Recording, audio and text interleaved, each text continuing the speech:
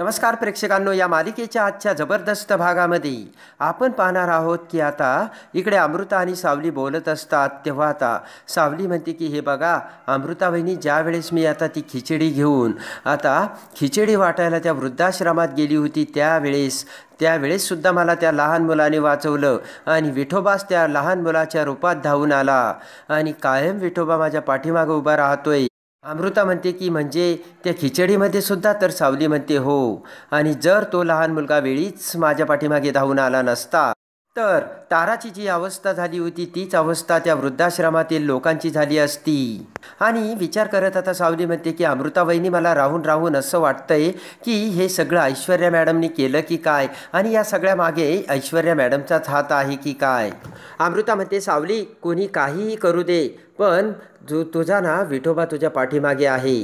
सावलीकडे बघत आता अमृता म्हणते की जसा विठोबा तुझ्या पाठीमागे आहे तसाच तो सारंगच्या पाठीमागे सुद्धा आहे. तेवढ्यात आता अमृताला चक्कर येऊ लागते. तर सावली अमृताला सावरते आणि म्हणते की वहिनी, तुम्ही अंगावर काढू नका बरं, चला आपण डॉक्टरांकडे जाऊ. अमृता म्हणते की नाही गं सावली, मी ठीक आहे आता.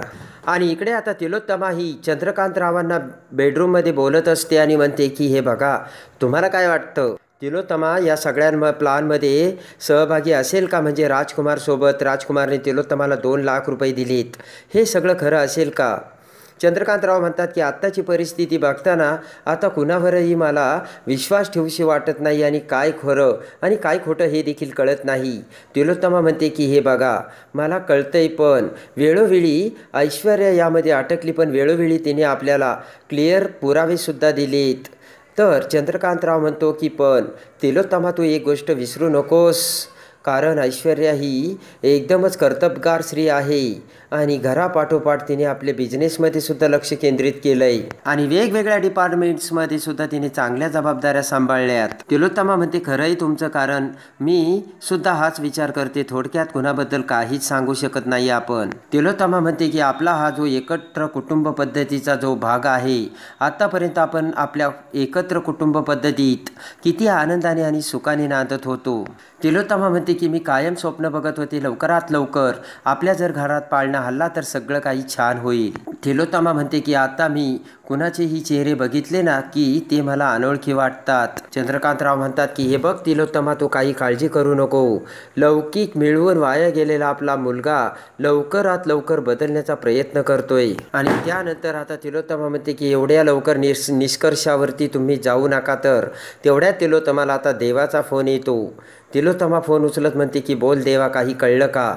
देवा म्हणतो की एका गुंडाला मी पकडलंय, पण त्याला 3rd डिग्रीसुद्धा दिली, पण तो कुणालाच ओळखत नसल्याचे सांगतो. तेव्हा मला वाटतंय की राजकुमारचा या घटनेशी काहीही संबंध नसावा. चंद्रकांतराव म्हणतात की काय झालं? तर तिलोत्तमा म्हणते की तुम्ही तर फोनवर ऐकलंच, कळलं तुम्हाला, तरीसुद्धा त्या मुलासोबत माझा विश्वास नाही. तेव्हा आता चंद्रकांतराव म्हणतो की बघूयात आगे आगे क्या होता आहे. इकडे आता सारंग आणि सावली बेडरूममध्ये एकत्र आलेले असतात. तर सारंग हळूच आता सावलीतल्या कानातल्या डोल्याला हात लावतो, तर सावली खुश होते. तेव्हा आता सावली म्हणते सारंग सर, काय करताय तुम्ही? सारंग हसतच म्हणतो की सावली, हे बघ, मी ना आज पहाटे एक स्वप्न बघितलं आणि पहाटे बघितलेले स्वप्न खरं होतात म्हणे. सावली म्हणते कोणतं हो? तर सारंग म्हणतो की पाळणा हलण्याचं. ते ऐकताच आता सावली म्हणते काय बोलताय सारंग सर? सावली लाजून चूर होते. सावली म्हणते गप्पा बसा बरं तुम्ही, काहीही बोलू नका. सावली म्हणते की ऐका ना, मला तुमच्याकडे दुसरंच काहीतरी मागायचं आहे. सारंगचा हात आपल्या हातात घेत आता सावली म्हणते की हे बघा सारंग सर, ज्या दिवशी तुमच्यावरती हल्ला झाला होता ना, त्या दिवशी एकादशी होती आणि त्याच दिवशी तुम्ही विठोबाकडे खिचडी वाटायला घेऊन गेला होतात आणि विठोबाच तुमच्या पाठीशी धावून आला आणि सारंग सरांना वाचवलं. तेव्हा आता सावली सारंगला म्हणते की मला वाटतंय की विठुरायाची मूर्ती तुमच्या ऑफिसमध्ये एकदा ठेवायला हवी, असे वहिनीलाही वाटतं आणि मलाही. सारंग म्हणतो की उद्याच मी हे काम करतो सावली, एकदम सुंदर आयडिया दिलीस. आणि त्यानंतर इकडे आता सावली म्हणते की म्हणजे उद्याच नाही तर आपण काही चांगला मुहूर्त काढून सगळी तयारी करू. सारंग म्हणतो की हे बघ, उद्याच चांगला मुहूर्त काढून आपण हे सगळं करूयात. सावलीला अजून चूर होती, खुश होते. सारंग म्हणतो, सावली आता मी तुझी इच्छा पूर्ण केली, तेव्हा आता माझी इच्छा. तर सावली खुश होऊन सारंगच्या मांडीवर झोपते. आणि इकडे आता गणपती बाप्पा समोर पूजा करून ते गणपती बाप्पाच्या पाया पडून अमृता आता ते पूजेची ताट घेऊन तेथून जात असताना अचानक पुन्हा एकट्या अमृताला आता चक्कर येते. तशीच अमृता पुढे जाऊ लागताच अजून आता अमृताला चक्कर येऊन आता ते ताट हातात असताना अमृता ही पटकन खाली पडते. तेवढ्यात राजकुमार त्याचे आवरून तिथून जात असताना पडलेल्या अमृताकडे बघतो आणि राजकुमार घाबरतो. पटकन अमृताकडे येत राजकुमार आता अमृताला म्हणतो की या अमृता उठ ना. आणि पुन्हा आता घाबरलेला राजकुमार तिलोत्तमा, सारंग, सावली सगळ्यांना मोठ्याने ओरडून हाका मारून बोलावतो. आणि पुन्हा अमृताकडे बघत उठूनच आता राजकुमार सगळ्यांना बोलावत म्हणतो की कुणीतरी या, मी खोटं बोलत नाहीये. पण कुणीच यायला तयार नसतं. आणि तेवढ्यात आता राजकुमार हा अमृताला उचलून पटकन आता हॉस्पिटलमध्ये घेऊन जाऊ लागतो. पण त्याच वेळेस पाठीमागून तिलोत्तमा येते. आणि तिलोत्तमा आता राजकुमार अमृताला उचलून घेऊन जात असताना बघताच मोठा धक्का बसतो. आणि तिलोत्तमा ही राजकुमार अमृताकडे बघत म्हणते की काय झालं अमृताला. राजकुमार असे म्हणत तिलोत्तमा सुद्धा आता त्यांच्या पाठीमागे पळू लागते. इकडे आता सारंग आणि सावली रस्त्यांनी जात असतात. सारंग म्हणतो की सावली आज आपण बाहेरच डिनर करायचं बरं का, घरी लवकर जायचं नाही. तर हसतच सावली म्हणते ठीक आहे. पण तेवढ्यात आता चंद्रकांतरावांचा सावलीच्या मोबाईलवर फोन येतो. आणि पटकन चंद्रकांतराव म्हणतात की अगं सावली तुम्ही कुठे आहात. अमृताला चक्कर आली. आणि लगेच आता ते ऐकतात सावली म्हणते काय. तर चंद्रकांतराव म्हणतात हो, राजकुमार योगायोगाने तिथे होता, तो तिला हॉस्पिटलमध्ये घेऊन गेला आणि फक्त मी आणि तिलोत्तमा घरी होतो. चंद्रकांतराव म्हणतात हे बघा तुम्ही लवकर या. सावली म्हणते आम्ही लगेच निघतो, पण तुम्ही डॉक्टरांना कळवलंत का.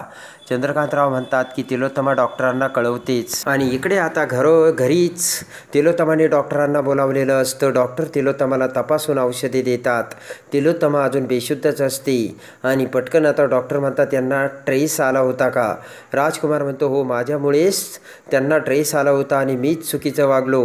त्यांना ट्रेस येण्यामागचं आणि त्यांच्या या अवस्थेचं कारण म्हणजे मीच आहे. तेवढ्यात आता डॉक्टर म्हणतात हे बघा मग त्यांची काळजी घ्या. आणि तेवढ्यात आता सावली ही पळत पळत इथे येते. तर अमृता वहिनी असे करताच डॉक्टर म्हणतात की हे बघा तुम्ही अजून त्यांना ट्रेस आणू देऊ नका आणि तुम्ही फक्त त्यांची काळजी घ्या. तर सावली म्हणते ठीक आहे. आणि त्यानंतर डॉक्टर हे औषधं देऊन तेथून निघून जातात. अमृताकडे बघत तिलोत्तमा ही अमृता शेजारी बसते. अमृताचा हात आपल्या हातात घेऊन तिलोत्तमा अमृताकडे बघू लागते. आता सारंग म्हणतो की आई, अमृता वहिनीचं तू दुसरं लग्न ठरवलं, यामुळे तिला त्रास होत होता. तिलोत्तमा म्हणते की यामागे माझा काही वाईट हेतू नव्हता, तिच्या आयुष्याचं चांगलं व्हावं असंच मला वाटत होतं. अमृता म्हणते की खरंच माझं चुकलं आणि झालं काहीतरी वेगळंच. सारंग म्हणतो की अमृता वहिनीला जर या अवस्थेतून बाहेर कोणी काढू शकतं तर तो फक्त राजकुमार दादा. राजकुमार दादा अमृता वहिनीची काळजी घेतोय, तेव्हा प्लीज आई तू त्याला हे सगळं करू दे. आता सारंग म्हणतो की हे बघ नील, त्या दोघांना एकत्र आणायचं की ते दोघे एकत्र येतील हे आपल्या हातात नाहीये, कारण संसार हा त्या दोघांना करायचा आहे. सारंग म्हणतो की राजकुमार दादाला काय आपण आज नाही ओळखत, चुकतो तो कधी कधी पण नंतर सुधारतो सुद्धा. सारंग म्हणतो की म्हणजे त्याच्या वागण्या बोलण्यावरून तर असं वाटतंय. तिलोत्तमा सारंगकडे बघत असते. चंद्रकांतराव म्हणतात की मेन म्हणजे अमृताने राजकुमारला स्वीकारलं पाहिजे. आणि इकडे आता दुसऱ्या दिवशी अमृता ही शुद्धीवर येऊन उठते. तर सावली आता अमृतासमोर आणते. सावली आता अमृताला समजावते. पाठीमागे राजकुमार उभा असतो. आणि इकडे आता राजकुमार अमृताला म्हणतो की तुला बरं वाटतंय का. अमृता काहीच बोलत नसते. राजकुमार सावलीला म्हणतो की तू विचार सावली, तिला बरं वाटतंय का. पण अमृता काही उत्तर देत नाही. राजकुमार म्हणतो की हे बघ, तुला जर ट्रेस वाटत असेल ना आणि बोलायचं नसेल तर बोलू नकोस, मी जातो. आणि पटकन आता राजकुमार म्हणतो की हे बघ सावली, यांना आता बरं वाटतंय, तेव्हा प्लीज तू अमृताची काळजी घे आणि मी जातो असे म्हणत राजकुमार जाऊ लागताच अमृता आता थांबा असे म्हणत राजकुमारला थांबवते. तर राजकुमार अमृताकडे बघतो आणि तेवढ्याच सावली ते बघून विठोबाला प्रार्थना करते की विठोबा, यांचा संसार मार्गी लागतोय वाटतं, तेव्हा प्लीज यांचा संसार तू मार्गी लाव. आणि इकडे आता नील, ऐश्वर्या सगळेजण तिलोत्तमासमोर असताना नील म्हणतो की कदाचित अमृता वहिनीला किचनमधलं काम जास्त झालं असणार म्हणून ट्रेस आला असावा. तेव्हा आता ऐश्वर्या म्हणते की तसं नाही आहे. अहो, जो माणूस, ज्या माणसाने तिला आत्तापर्यंत त्रास दिला, जो माणूस या घरात कुणालाच नकोसा आहे आणि ज्या माणसाने आत्तापर्यंत हे सगळं केलं आणि तोच माणूस अचानक अमृतावहिनीसमोर उभा राहिला तर तिला ट्रेस येणारच. नील म्हणतो ऐश्वर्या, त्या तर घडून गेलेल्या गोष्टी आहेत, त्याच्यावरून असा निष्कर्ष काढता येत नाही. नील म्हणतो हे बघ ऐश्वर्या, तू कुणाशीही काहीही निष्कर्ष काढू नकोस आणि उगाच शंका घेऊ नकोस. तेव्हा आता ऐश्वर्या म्हणते की मी कुणाशीच निष्कर्ष काढत नाही आणि माझा हेतू अगदी सरळ आहे आणि तसाही मला या गोष्टीमध्ये काहीच इंटरेस्ट नसल्याचे आता ऐश्वर्या सांगते. आणि पटकन आता ऐश्वर्या म्हणते की मी जरा अमृता वहिनीला भेटून येते. तर तिलोत्तमा म्हणते थांब जरा. नील म्हणतो की डॉक्टरांनी सांगितलंय अमृता वहिनीला कुठलाही ट्रेस देऊ नका. ऐश्वर्या म्हणते म्हणजे मी गेल्यावर अमृता वहिनीला ट्रेस येणार आहे का? आणि त्यानंतर आता तिलोत्तमा म्हणते की ऐश्वर्या जरा थांब. इकडे आता राजकुमार हा अमृताच्या डोक्यावरती पट्टी असताना पटकन अमृता शेजारी असतो आणि अमृता शेजारी बसू लागताच पाठीमागून फोनवर बोलत बोलत सावली तिथे येते. पटकन राजकुमार बाजूला होतो. सावली आता राजकुमारकडे बघत म्हणते की राजकुमार दादा, जर तुम्हाला गॅरेजवर कामाला जायचं असेल तर आता तुम्ही जाऊ शकता. तेव्हा आता राजकुमार म्हणतो हो हो, बरीच कामं पडली गॅरेजवर तर जावंच लागेल, पण सावली तू प्लीज काळजी घेशील ना? तर सावली म्हणते हो. राजकुमार म्हणतो की पण चक्कर येण्यामागचं कारण काय हे मला कळलं असतं तर बरं झालं असतं आणि मला ना खरंच कामावर जाऊशी वाटत नाही, तेव्हा मी आज इथेच थांबतो. सावली म्हणते की हे बघा, तुमच्या काळजी करण्याचं कारण मी समजते. सावली म्हणते मला माहिती आहे तुम्ही अगोदर सारखे नाही राहिलात आणि तुमच्यामध्ये खूप बदल झाला आहे. ते राजकुमार म्हणतो की हे बघ सावली, आजपर्यंत मला कुणी माझी चूक सुधारण्याची मला संधीच दिली नव्हती, पण आज मात्र मला पश्चाताप करायची संधी मिळाली. सावली म्हणते की पण नेमकं तुम्हाला करायचं काय? तर राजकुमार म्हणतो की मी अमृताची काळजी घेतली तर चालेल का? आणि ती ऐकताच आता सावली ही राजकुमारकडे बघते. आणि इकडे आता पुन्हा तिलोत्तमा, सावली, ऐश्वर्या, सारंग, नील सगळेजण जमलेले असतात. तर राजकुमारने अमृताची कशी काळजी घेतली हे सगळं आता तिलोत्तमासमोर येते. पण त्याच वेळेस आता ऐश्वर्या म्हणते की मॉम, तुम्हाला एक गोष्ट कळते का? आत्तापर्यंत जो मुलगा एवढा घाणेरडा वागत आला आणि ज्या मुलाने त्याच्या बायकोला स्त्रीचा दर्जासुद्धा दिला नाही, एकदम घाणेरडी वागणूक दिली, त्या मुलाला तुम्ही एवढा सहजासहजी माफ करणार आहात का?